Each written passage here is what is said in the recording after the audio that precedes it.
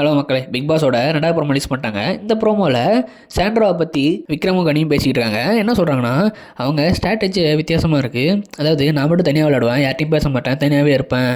இது என்ன ஸ்ட்ராட்டஜி அப்படின்னு சொல்லிட்டு கனி கேட்க, இல்லை அவங்க இப்படி தான் பண்ணிக்கிட்டு இருக்காங்க. அதாவது அவங்க தனியாக போய் இருக்கிறது, தனியாக உட்காந்துருக்குது, தனியாக பேசுறது வந்து எப்படி காட்டணும்னா, வெளில பார்க்குறவங்களுக்கு எல்லோரும் சேர்ந்து அவங்கள தனிமைப்படுத்துன மாதிரி தெரியும். அதை தான் அவங்க ட்ரை பண்ணிக்கிட்டு இருக்காங்க. நமக்கு எதிராக ட்ரை பண்ணிகிட்டு இருக்காங்க. இதை இப்போ பாருங்கள், இப்போ கூட நம்ம 2 பேரும் அவங்கள பற்றி தான் பேசிக்கிட்டு இருக்கோம். இதுவே ஒரு ஸ்ட்ராட்டஜி தான். அவங்கள பற்றி பேச வச்சுட்டே இருக்காங்க பார்த்தீங்களா. இந்த வாரம் ஃபுல்லாக கிட்டத்தட்ட 3 நாளாக அவங்கள பற்றியே தான் நம்ம பேசிக்கிட்டு இருக்கோம். இப்படி பேச வச்சது, இதுக்கு எல்லாத்தையும் பண்ணது அவங்க தான். ஏதாவது ஒன்று பண்ணிக்கிட்டே இருக்காங்க வாண்டடாக, அவங்க பேச வைக்கணுன்றதுக்காக. அதை தான் பண்ணுற மாதிரி தெரியுது. இது பற்றியாவே தெரியுது. நம்ம பேசுகிறது வேஸ்ட்டு தான். அவங்க பேசாமலே இருக்கிறது தான் நல்லது. அவங்கள பற்றி பேசாமல் இருந்தால் தான் அவங்கள பற்றி எதுவும் பெருசாக வெளில தெரியாது. அவங்க ஏதோ தனியாக இருந்துட்டு போட்டோம் அப்படின்னு சொல்லிட்டு விக்ரம் சொல்லிக்கிட்டு இருக்காரு. இதோட அந்த ப்ரோமோ கட் ஆகுது.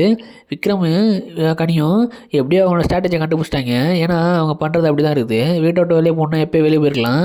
அழுதுட்டு பிக் பாஸ் நான் வீட்டை விட்டு வெளில போனோம், என் புருஷன் வெளில போயிட்டான்னு சொன்னாங்கன்னா அப்பயே கேட்டு வந்து வெளில போகணுன்னு சொல்லியிருப்பாங்க. இல்லை, இவங்க ஒரு காரணத்துக்காக தான் இருக்காங்க. இது ஒரு ஸ்ட்ராட்டஜியை வச்சு தான் விளையாண்டுக்கிட்டு இருக்காங்க. பார்ப்போம் என்ன நடக்குதுன்னு. இந்த மாதிரி அப்டேட் தெரிஞ்சுக்க சேனல் சப்ஸ்கிரைப் பண்ணிக்கோங்க. அடுத்த வீடியோவில் பார்க்கலாம்.